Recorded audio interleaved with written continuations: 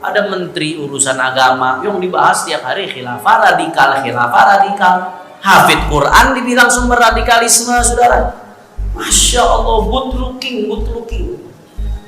Apa good looking itu? Anak-anak muda yang penampilannya keren-keren, Kiki Rosid dong gini modelnya. Itu katanya pintu masuknya radikalisme. Good looking.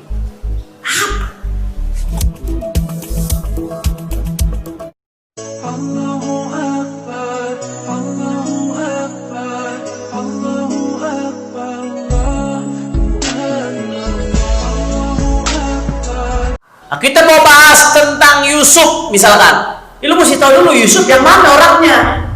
Jangan ibu-ibu dong ngoceh nih. Oh si Yusuf tuh, dia kawin lagi tuh sama begini. Udah gitu lak bini ditinggalin, kagak dikasih nafkah. Akhir baru ibu yang nanya, Anda jawab ngomong, Yusuf siapa sih? Kan gak nyambung kalau begitu. Itu mau bahasin, mesti tahu dulu yang mana. Itu namanya tasawur. Maka mau bahas nikah, mesti tahu dulu. Nah, nikah itu apa sih? Kayak sekarang nih, orang nih banyak keblinger. Khilafah dimusuhin sedemikian rupa. Masalah khilafah. Saya nggak yakin orang yang ngoceh anti khilafah tuh paham anti khilafah apaan. Saya nggak yakin. Coba tes, tanya definisi khilafah apaan sih? Ente kan teriak-teriak lu anti khilafah. Definisinya apaan sih sehingga ente tabrak-tabrakan dengan NKRI? Kayaknya dosa banget khilafah. Tanya dia. Ini pembusukan, saudara. Pembusukan. Kita ini NKRI, kita Indonesia dengan dasar Pancasila. Tapi khilafah dosa apaan mau dimusuhin? Tapi ada tuh Beb yang ngusung khilafah, togut-togutin NKRI, itu salah dia, bukan salah khilafahnya. Kalau ada orang yang salah paham dalam memahami khilafah sehingga dibentur-benturkan dengan KRI, jangan salahin khilafahnya, salahin pemahaman merekanya. Jangan khilafahnya malah dimusuhin, betul? Jangan salah paham. Paham dulu definisinya apa. Khilafah itu kata Imam Al-Mawardi,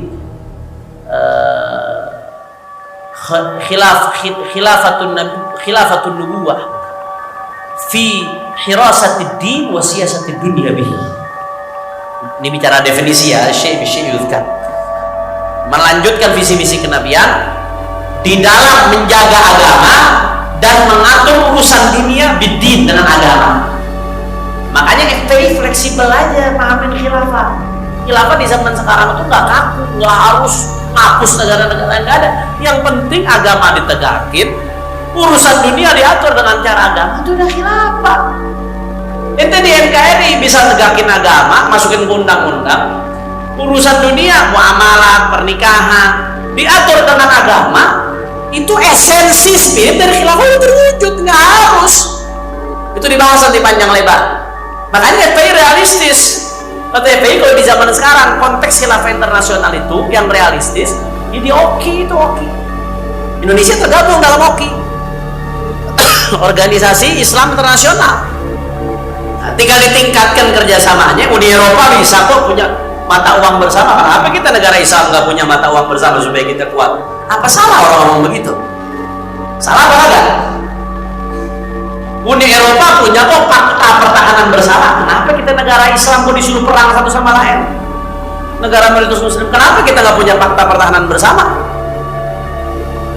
Mereka bisa kok Uni Eropa masuk satu negara dengan lainnya nggak pakai paspor. Kenapa kita mau ke Malaysia aja tetangga kita sama-sama negara Islam susahnya setengah mati. Mesti pakai paspor, mau nikah lintas negara susah bener. Itu realistis aja sekarang. Orang-orang Barat punya satelit. Kenapa kok kita gak punya numpang? Coba negara-negara Islam patungan beli satelit. Kira-kira bisa nggak kalau mau? Di zaman sekarang kata Syekhul Azhar sama seperti yang Imam Besar katakan. Ini khilafah zaman sekarang begitu dah. Negaranya tetap Indonesia, Malaysia tetap Malaysia. Yang penting nilai syariat itu diterapkan. Kemudian hubungan antar negara-negara Islam internasional itu baik, sehingga terjadi kekuatan di antara mereka. Contoh sederhana seperti ini Eropa, itu udah khilafah selesai. Kenapa jadi ente musuhin? Ini berarti yang musuhin, yang benar-benar ngebusukin terus-terusan, emang nggak pengen umat Islam bersatu kuat tuh, nggak pengen sebenarnya. Takut bener mereka. Nggak pengen umat Islam bersatu kuat karena akan jadi sebuah kekuatan yang besar. Karena umat Islam di Indonesia saat ini, kalau di dunia berdasarkan sebagian data, ada data yang mengatakan udah terbanyak jumlahnya di dunia. Tapi ada yang mengatakan terbanyak kedua secara jumlah. Secara jumlah terbanyak kedua. Nah, jadi begitu. Pahamin dulu khilafah itu apa sih? Andai kata ada sebagian yang memahami khilafah, ya salahin dianya. Jangan nyalahin khilafahnya. Paham apa enggak? Paham atau tidak?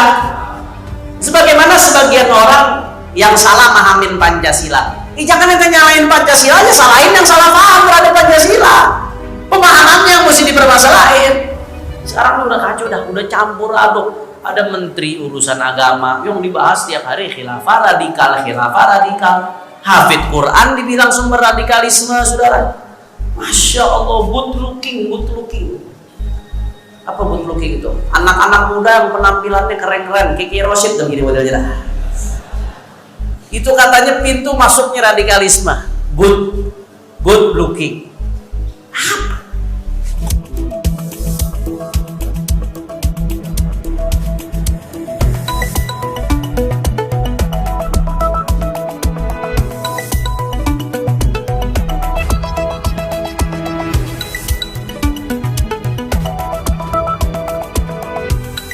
Cara masuk mereka gampang kalau saya lihat polanya.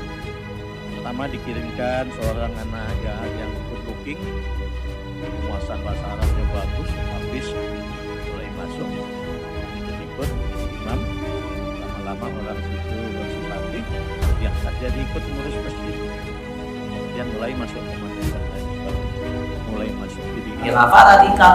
Hafid Quran dibilang sumber radikalisme, saudara. Masya Allah, good looking. Apa good looking itu? Anak-anak muda yang penampilannya keren-keren, Kiki Rosid dong gini modelnya. Itu katanya pintu masuknya radikalisme. Good looking. Apa? Korelasinya tuh apa? Orang ganteng sumber radikal. Masya Allah. Jadi justru dari Al-Quran kami belajar. La yanhaqullah 'anil ladzina lam yuqatilukum fid din wa lam yukhrijukum min diyarikum an tabarruhum wa la tuqsitu ilaihim. Allah tak melarang kalian untuk berbuat baik kepada mereka yang beda agama selama mereka tidak memerangi kita. Kami belajar toleransi dari Al-Quran. Anda katakan Al-Quran sumber radikal, dari mana sumbernya itu, saudara? Betul? Kami belajar rahmah, wa ma arsalnaka illa rahmatan, dari Al-Quran. Wallahi kalau nggak ada Al-Quran kami nggak tahu rahmat, saudara.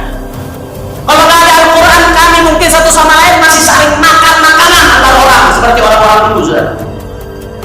Al-Quran yang ajarkan kami rahmah, Al-Quran yang ajarkan kami toleransi. Para hafid Quran itu yang bikin umat jadi adem. Umat udah pegel, pengen kalau mau bisa meledak, umat itu udah meledak. Harga serba mahal, betul?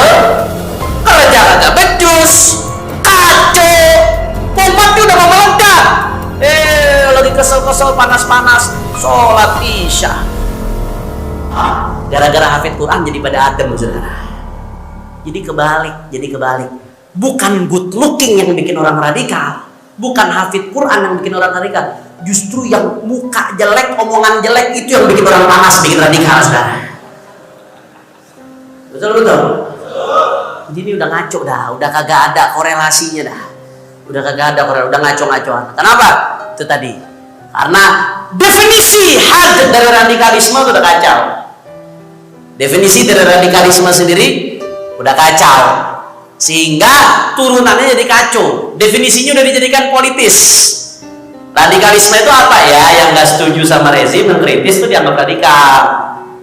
Yang ngeritik orang korupsi itu radikal. Yang ngeritik penanganan corona yang kacau itu radikal. Yang nuntut mereka yang menistakan agama itu radikal. Masya Allah, nggak ada habisnya. Radikal khilafah, radikal HTI. Saya bukan belain HTI, bukan. Tapi setahu saya yang bikin Pertamina rugi 11 triliun bukan HTI, saudara. Betul? Yang ya Allah, dadah panjang air entar kirosi tah yang dikena.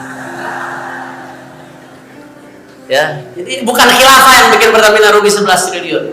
Justru Indonesia punya hubungan baik dengan khilafah, terlepas dengan film khilafah itu kontennya apakah 100% benar atau tidak, tapi tidak bisa dinafikan Indonesia punya hubungan yang baik setidaknya dengan khilafah. Setidaknya Indonesia punya hubungan baik dengan khilafah Utsmaniyah.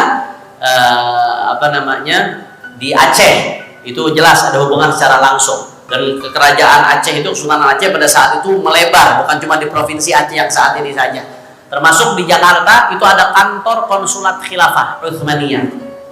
Nah, itu dulu orang-orang umat Islam di Jakarta kalau pengen ngadu tentang kebiadaban Belanda, ngadunya ke situ, ke kantor konsulat khilafah Utsmaniyah yang ada di Jakarta. Sekarang jadi museum tekstil. Kebetulan konsulnya dulu kakek saya, Sayyid Abdul Aziz Al-Musawi. Sayyid Abdul Aziz Al-Musawi punya putri beliau, nenek saya, nikah dengan kakek saya Al-Habib Abdullah bin Alwi Al-Attas. Itu di museum tekstil. Itu konsulat, kantor konsulat khilafah Utsmaniyah dulu. Jelas hubungannya. Dosa apa khilafah tuh disalahin, dibusuin tiap hari? Dosa apa? Dosa apa? Yang ngerugiin negara rombongan sono, yang nyusahin rakyat rombongan sono, yang ngeruh kekayaan alam rombongan sono, yang disalahin khilafah. Kira-kira yang begini waras apa kagak? Waras apa kagak? Sering-sering ngaji di Al-Madinah tuh biar waras. Kira-kira jelas atau tidak? Iqbal pun keren.